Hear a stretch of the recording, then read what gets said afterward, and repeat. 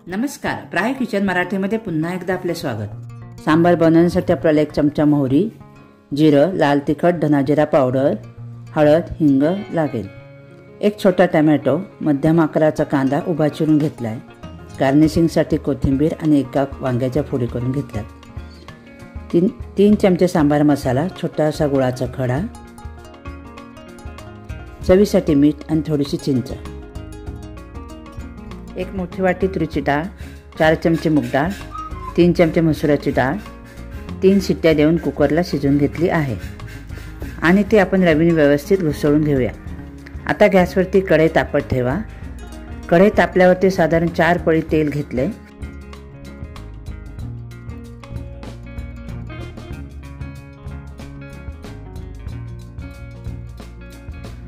तेल तापल्यावरती त्यात 1 चमचा मोहरी, 1 चमचा जिरे मोहरी तडतडल्यानंतर 1 चमचा हिंग आणि हळद आणि 5-6 चेचून घेतलेल्या लसणाच्या पाकळ्या टाका।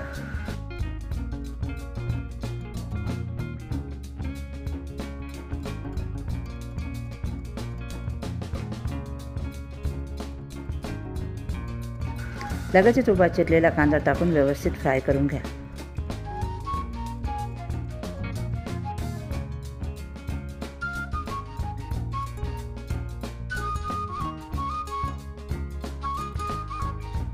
कांदा फ्राय केल्यानंतर लगेचच उभा चिरलेला टोमॅटो टाकून फ्राय करून घ्या।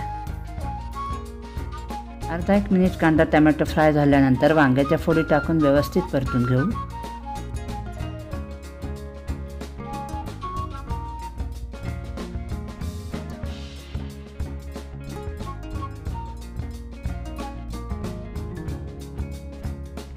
परतून घेतल्यावर गॅस बारीक करून त्यात 1 चमचा लाल तिखट आणि धनाजिरा पावडर टाका।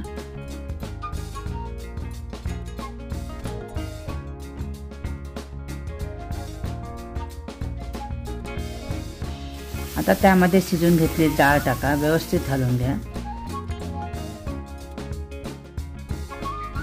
त्यामध्ये साधारण 1 ग्लास पाणी घाला।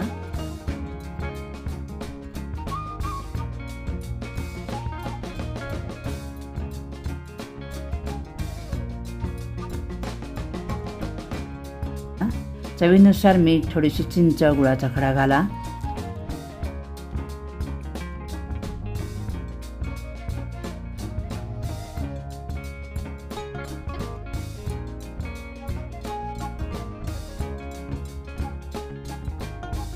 सगळ्यात शेवटी सांबार मसाला व्यवस्थित घालून ढवळून घ्या।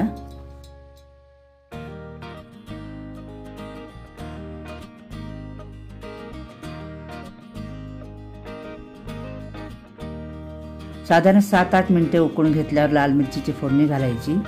त्यासाठी 1 मोठा चमचा तेल गरम झाल्यावर त्यात 2 सुक्या लाल मिरच्या टाका आणि लगेचच ही फोडणी सांबारात घाला।